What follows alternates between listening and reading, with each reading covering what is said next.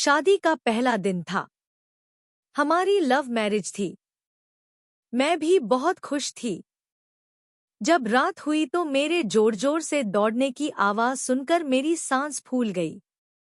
जैसे ही मैं कमरे में आई, मेरे पति ने मुझे कमरे में अपनी नई दुल्हन को प्रताड़ित करते हुए पाया।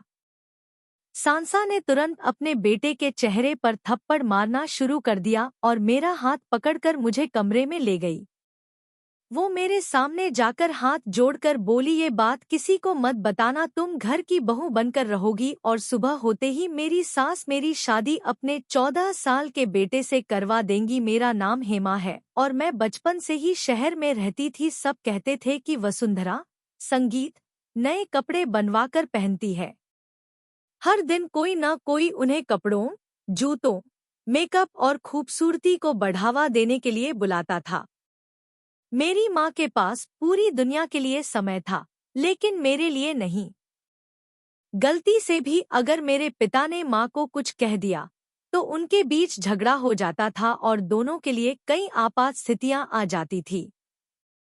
मैं पहले भी गुस्सा होता था, लेकिन अब भी अपने बच्चों पर गुस्सा करता हूँ, यानी मैं उनकी बेटी। मैं उनकी परवाह नहीं करती। मेरी माँ मुझे सबसे छुपा कर रखती थी ताकि कोई मुझे नोटिस न करे, खासकर मीडिया से। एक दिन मेरी माँ का फोन आया। जब उन्हें फिल्म का ऑफर मिला तो वो बहुत खुश थीं। जब डायरेक्टर घर आए तो मैं भी उनके सामने लॉक में खेल रही थी। मुझे देखते ही वह मेरी माँ से बोली, आपकी बेटी बहुत सुंदर है, अभी वह छोटी है, बहुत प्यारी होगी, फिर जब बड़ी होगी तो और भी सुंदर होगी। उसकी यह बात सुनकर मुझे खुशी भी हुई और थोड़ा अजीब भी। मैंने अपनी माँ की तरफ देखा तो पाया कि वह बिल्कुल मेरी ही तरह थी। मैं तुरंत अंदर भागी और दरवाजे के पीछे छिप गई और उसकी बातें सुनने लगी कि अगर मेरी माँ ने अपना फैशन बदल लिया होता तो क्या होता। अगर वो मेरी जगह मुझ पर ध्यान देती तो आज मुझे ये बुरी आदत नहीं होती कि जब माँ इस तरह डांटती है तो मैं चुपके से उनकी बातें सुनता हूँ। मैंने उनकी बातें सुनी जहाँ मेरी माँ उनसे कह रही थी कि मेरी बेटी अभी छोटी है और अभी उसमें ये सब नहीं है, तुम ये कर सकती हो। लेकिन सामने वाले अंकल भी अपनी बात पर अड़े हुए थे, अगर तुम्हारी बेटी नहीं तो तुम भी नहीं।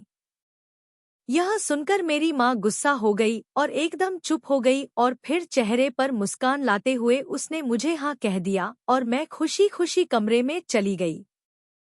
मैं यह सब सपना देख रही थी। अगर यह सच होता तो लोग मुझे भी प्यार करते, मुझे बाहर की दुनिया में घूमने की आज़ादी मिलती। चूंकि मैं घर पर रहती थी इसलिए टीचर भी रोज मेरे घर आकर मुझे पढ़ाते थे।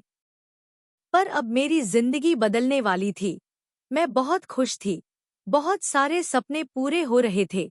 ये मेरी जिंदगी की पहली फिल्म थी जिसमें मुझे एक खूबसूरत और गरीब लड़की का रोल मिला था, जो न्याय करती थी, जिसने गरीबी से निकलकर कभी कोई गलत काम नहीं किया बल्कि सबको अच्छे कर्म सिखाए। और फिर उसकी जिंदगी उजली हो गई और उसने पढ़ाई शुरू कर दी। उसके बाद वह अपने स्कूल के प्रिंसिपल से मिला और जल्द ही उसने न केवल दौलत बल्कि शोहरत भी कमा ली और दुनिया उसे पसंद करने लगी। इस सारी फिल्म की वजह से मेरे दिल में उम्मीद जगी।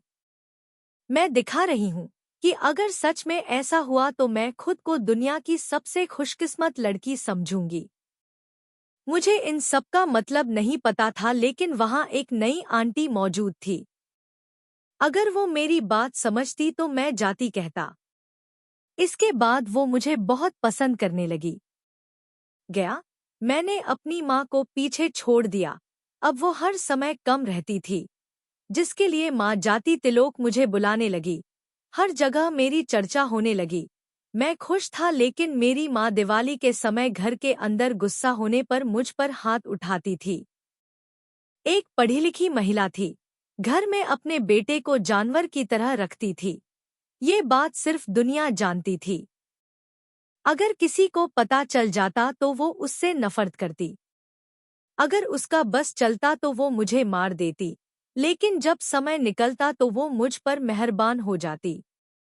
मैं कुछ नहीं कर सकता था जहां उसे कम ज्ञान हो। अब मेरी माँ जान बूस्टर मेरे साथ रहती और कोशिश करती कि वो आगे रहे और मैं पीछे रहूं। अब हिंदी नाटक करने का मन कर रहा था, लेकिन इस समय अगर कुछ नहीं छोड़ना है तो यह मेरे गुरु पर निर्भर है, क्योंकि मुझे यकीन था कि वह मुझे कोई रकम नहीं देंगे और यह सब मुझे मेरे गुरु ने सिखाया था। जो माँ नहीं सिखा पाई, वह उन्होंने किया। हाँ, मैं संतुष्ट नहीं था। मुझे यकीन था कि मेरा बेहतर समय आएगा जब मैं अपने गुरु से मिल पाऊंगा। शुक्रिया। तब ये सारे दुख मुझे बहुत छोटे लगेंगे। मैं इस बात से अनजान था कि भविष्य में मेरे रास्ते में कई रुकावटें आने वाली हैं और उन्हें डालने वाली कोई और नहीं बल्कि मेरी माँ ही थी। फिर एक दिन मेरी दुनिया उस समय उजड़ गई जब अचानक मैं जवान नहीं रहा तो बूढ़ा भी हो गया। मैं भविष्य में बहुत कुछ करना चाहता था, लेकिन शायद मेरी माँ की ममता यहीं तक सीमित थी, इसीलिए उन्होंने एक गांव के मुखिया के बेटे से मेरा रिश्ता तय कर दिया। वे आए और मुझे देखा और अपने अंगूठे में शगुन की अंगूठी भी पहनी। मेरी माँ कभी मेरी बात नहीं सुनती थी और मेरा भी दिल नहीं होता था कि मैं उनसे कुछ कहूँ। मेरे दिल में ख्याल आता था कि पापा को बता दूं, पर इससे भी कोई फायदा नहीं था। पापा, मैं अपनी माँ से इतनी बातें करता था कि जाते समय भी करता था। अब मैं उनमें से किसी को कैसे बताती कि मुझे कॉलेज में एक लड़का पसंद है। यही सोच सोच कर मेरा दिमाग खराब हो रहा था। जब मुझे कुछ समझ नहीं आया तो हम दोनों ने भागने का प्लान बनाया। अगले दिन मैंने कॉलेज की प्रेमिका होने का नाटक किया और सुरेश से शादी करने के लिए भाग गई। मैंने खाट पर लिख दिया कि मैं अपनी सहेली के घर जाना चाहती हूँ, जिसके साथ हम दोनों अक्सर जाते थे। वहाँ किसी को फर्क नहीं पड़ा और इसीलिए मुझे कोई परेशान भी नहीं करने वाला था। इसीलिए मेरी माँ को शायद ये मौका चाहिए था। उन्हें ये मौका मिल गया और वो फिर से फिल्मों आदि में काम करने चली गईं। वो अपने घर चली गई पति रमेश के साथ, लेकिन वहां जाने के बाद मेरे साथ जो हुआ मैं तुम्हें बता भी नहीं सकता शक्ति, लेकिन ये तुम्हारे लिए महत्वपूर्ण है। शादी का पहला दिन था। हमारी लव मैरिज थी। मैं भी बहुत खुश थी। जब रात हुई तो उसने मेरी तेज दौड़ने की आवाज सुनी और मुझे लेकर कमरे में भागा। जब मैं आई तो मेरा पति मुझे, अपनी नई दुल्हन को कमरे से घसीटते हुए बाहर निकाल रहा था और मेरे साथ चिल्ला रहा था, मैं तुम्हें तलाक दे रहा हूँ। यह सुनकर मेरे पैरों तले से जमीन खिसक गई और मैं भी तुरंत अपने बेटे से बात करने लगी। उन्होंने मेरे चेहरे पर थप्पड़ मारा और मुझे हाथ पकड़कर कमरे में ले गईं और मेरे सामने हाथ जोड़कर बोली, प्लीज बेटा, यह बात किसी को मत बताना। तुम घर की बहू बनकर रहोगी। मैं उसका क्या करूं? आंटी ने मेरे लिए कितना समय निकाला, लेकिन मैं अपनी माँ के पास चली गई और सुबह होते ही मेरी माँ ने मुझे वापस इस कमरे में भेज दिया और अपने 14 साल के बेटे की शादी करवा दी।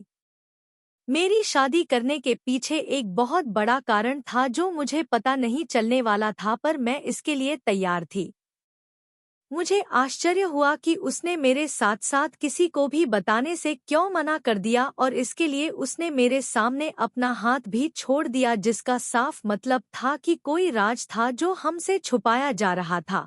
पहले मेरे पति को मुझे तलाक देना चाहिए, मेरी शादी मेरी छोटी साली से करवाना और फिर उसे छिपाए रखना भी एक समस्या थी।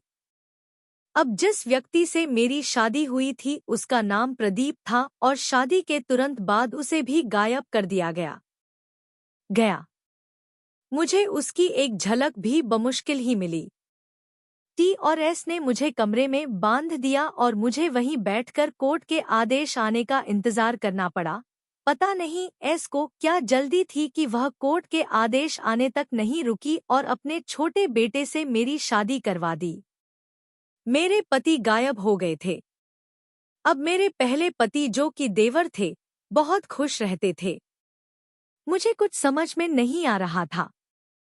यहाँ सब अजीब थे, जिससे इतना प्यार से धोखा किया और फिर वो आदेश का इंतजार कर रही थी।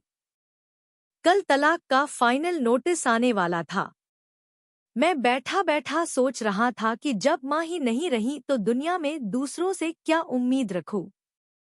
मेरे दुख इतने थे कि कम होने का नाम ही नहीं ले रहे थे।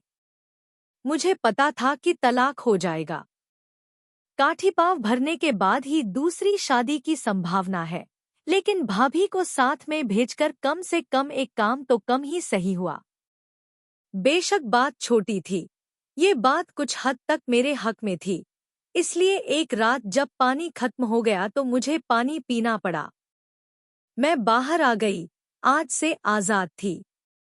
मैं वहां से गुजर ही रही थी कि मुझे अपने पहले पति के कमरे से किसी लड़के के बात करने की आवाज सुनाई दी। मैं पछतावे से भर गई। मैंने उसके लिए अपना घर छोड़ दिया और यहाँ गाँव आ गई। मैं वहां गया और उसने मेरे साथ क्या किया। हेमा के साथ तुम क्या खेल खेल रहे हो?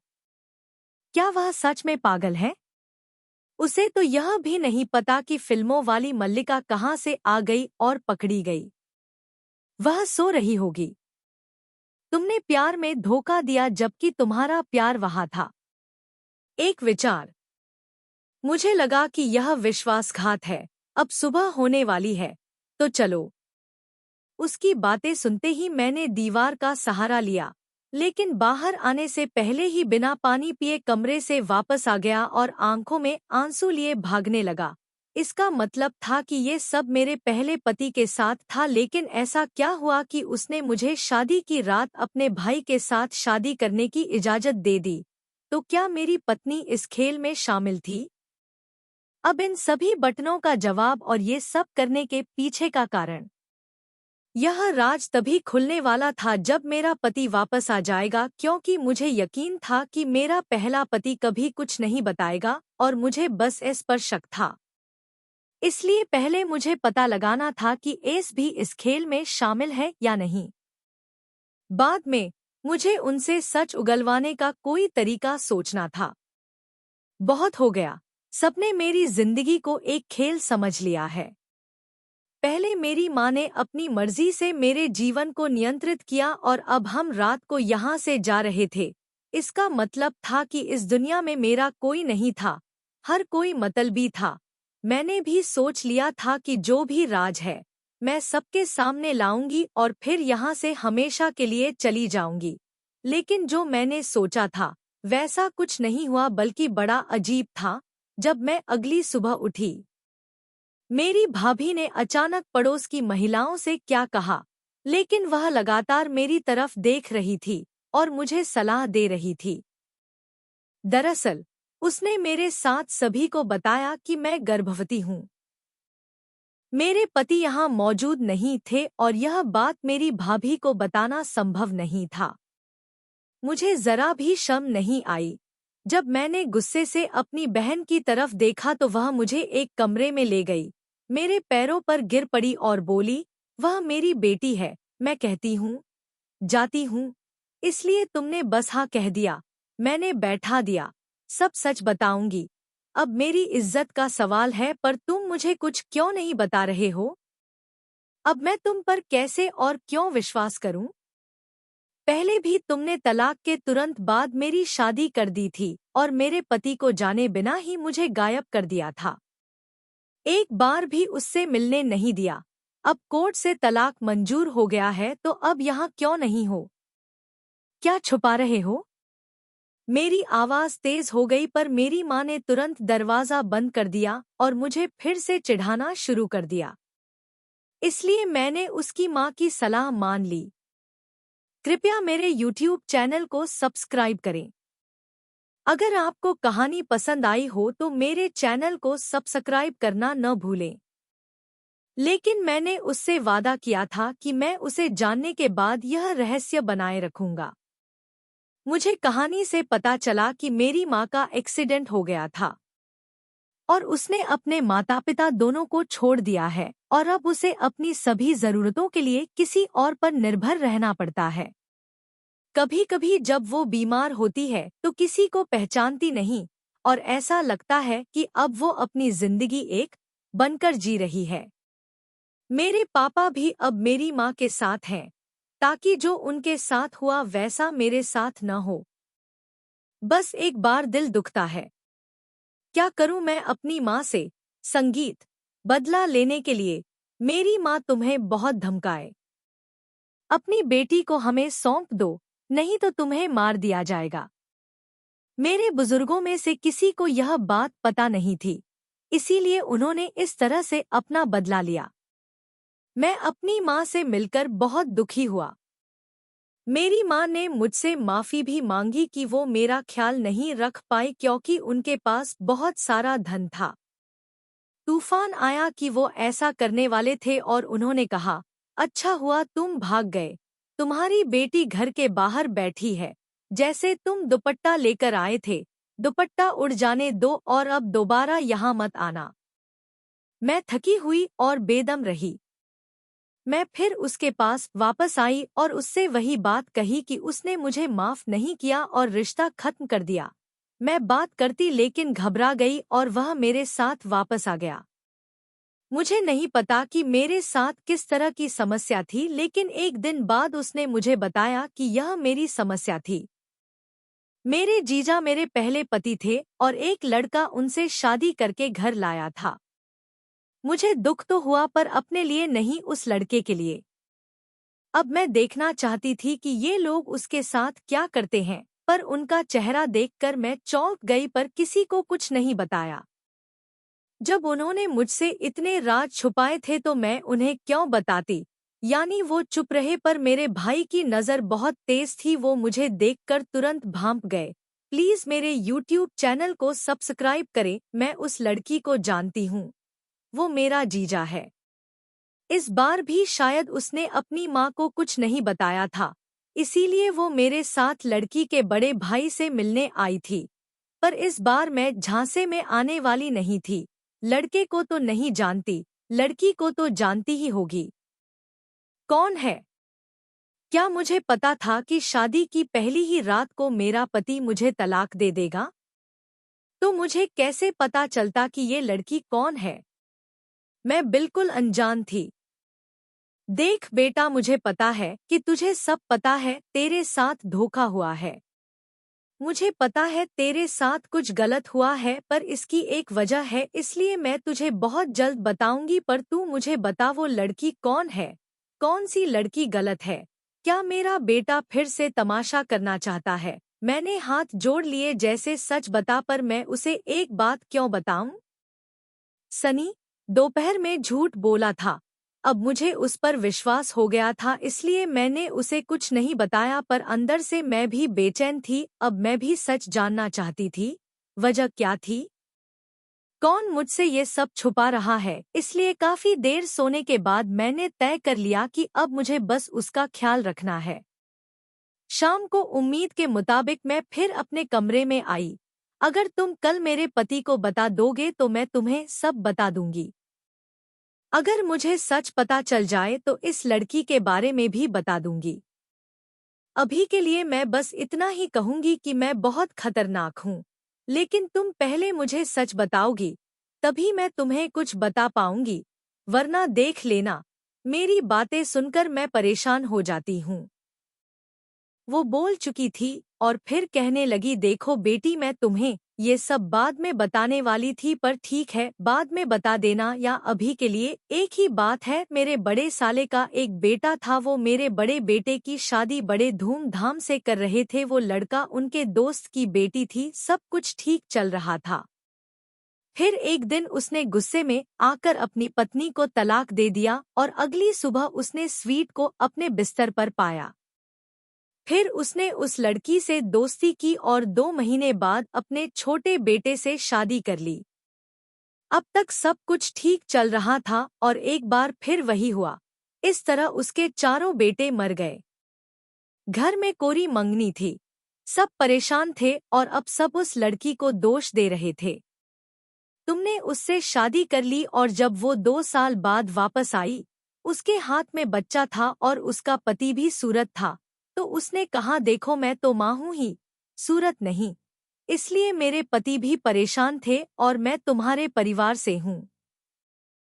पर कोई साया जरूर है जिसकी वजह से सबने मुझे जिम्मेदार ठहराया तो वो वापस चले गए। अब ये खबर पूरे गांव में फैल चुकी थी। सपना ने कहा कि उनके परिवार वाले दोषी है, उन सबको निकाल दो, नहीं तो हमारे बछड़े पर भी ऐसे ही आरोप लगेंगे। फिर एक दिन बाबा के बड़े में किसी ने हमें बताया, हम उनके यहाँ गए तो उन्होंने हमें बताया कि सच में कल हमारे परिवार पर किसी ने जादू टोना कर दिया है और आखिर अगर तलाक हुआ तो इस घर का हर चिराग जल जाएगा। तो उन्होंने हमें सारी बात बताई और हमने उनसे मदद मांगी, पर उन्होंने मुझे एक उपाय बताया और हम सभी को पहनने के लिए एक धागा दिया और यह भी दृढ़ता से माना कि परिवार में कोई तलाक नहीं होना चाहिए। लेकिन मुझे नहीं पता कि मुझे क्या हुआ कि मेरे बेटे ने आपको तलाक दे दिया और न ही उसने मुझे इस बड़ी स्थिति में डाल दिया।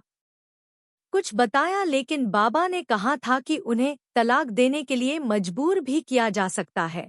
इसलिए स्थिति यह है कि जैसे ही तलाक होता है, बिना किसी को बताए घर में मौजूद किसी अन्य आदमी से उसकी शादी कर दी जानी चाहिए और उसे उन दोनों के लिए भिक्षा दी जानी चाहिए। बेटा, इसीलिए मैंने ये सब किया। कोई बड़ा इरादा नहीं था, मैं तो बस अपने बच्चों की भलाई चाहता था, उनकी जान बचाना चाहता था। इसीलिए मैंने ये सब किया और सब लोग मुझे सच बता रहे थे और मैं सोच रहा था कि अगर मेरी पत्नी ने मुझे तलाक नहीं दिलवाया तो मेरे पति ने मुझे तलाक क्यों दिया? क्या इसके पीछे कोई राज है या उसका बड़ा भाई भी है? मैंने उस रात जो कुछ भी सुना वो सब मैंने अपनी पत्नी को बताया और हम दोनों ने उसे उस लड़की के बड़े भाई के बारे में बताया। मैंने उस सच के लिए एक योजना बनाई जिसके बारे में हमें कोई अंदाजा नहीं था। यह रात किसी की मौत का पूर्वाभास कराने के लिए गई थी। जब हम वापस लौटे तो घर का दरवाजा खुला पाया, हमारे पैरों तले से जमीन निकल गई। हम दोनों कमरे में भागे। जब मैं अंदर गई तो देखा कि मेरे पति नीचे पड़े थे। इसका मतलब था कि घर में चोरी हुई है। तो उनकी पत्नी कहाँ थी? लेकिन इस समय उन्हें अस्पताल ले जाना बहुत जरूरी था। लोगों की मदद से हम उन्हें नजदीकी अस्पताल ले गए, जहां थोड़ी देर डरने के बाद में मेरे साथ मेरे पति को भी बुलाया गया और मैं यह देखकर हैरान रह गई कि वह गोरे रंग का बहुत ही सुंदर युवक था। इतनी परेशानी में होने के बावजूद भी वह मुझे देखकर मुस्कुराने लगा। मैंने तुरंत अपनी नजर बदल ली। अगले दिन हमें पता चला कि उसका बच्चा था। सब कुछ, उसके पति के नाम की सारी जमीन लौटाकर वह सावधानी से भाग गई और जाते जाते उसने अपने पति को ऐसी दवा दी कि अब उसे राहत महसूस हुई और उसे अपना काम भी ठीक से नहीं सूझा। उस समय मेरे पति काम में उनकी मदद करते थे। अब घर के बाकी काम। जैसे ही मैं थोड़ा बोलने लायक हुई, उसने मुझे बताया कि उसे कॉलेज में ही एक लड़के से प्यार हो गया है। मैं प्यार में इतनी अंधी हो गई थी कि मैं उसकी हर बात पर यकीन करने लगी। शायद वो लड़की मेरी माँ की कोई दुश्मन थी। मेरी माँ ने भरी सभा में उनका अपमान किया था और पिताजी पर झूठा आरोप लगाकर उन्हें बदनाम भी किया था। इसीलिए उसने बदला लेने के लिए ये सब किया और मरने से पहले उसने मुझे बताया कि उसे उनसे कोई प्यार नहीं है, उनसे तो बिल्कुल भी नहीं। वह सबका मजाक उड़ाना चाहता था और पैसे हड़पना चाहता था। अब उसने वही किया। अब रमेश को एहसास हुआ कि उसने मेरे साथ जो किया उसकी सजा उसे अपने ही विश्वासघात के रूप में मिली। उसे अपने चेहरे पर तमाचे के रूप में यह सजा मिली थी। अब उसे पश्चाताप करना था। यह किस्मत की बात थी क्योंकि अब मैं अपने पति के साथ थी और मैं संतुष्ट भी थी। क्या तुम्हें लगता है कि मैंने सेंस की पुरानी परंपरा का पालन करते हुए सही किया? क्या तुम रमेश के परिणाम से संतुष्ट हो, जो मेरी माँ थी और जो धन और प्रसिद्धि के लिए आई थी? वह अपने बेटे की बाली देना चाहती थी। नतीजा यह होना चाहिए था। कृपया मेरे YouTube चैनल को सब्सक्राइब करें। दोस्तों, अगर आपको आज की कहानी पसंद आई तो कृपया वीडियो को लाइक करें और कमेंट भी करें।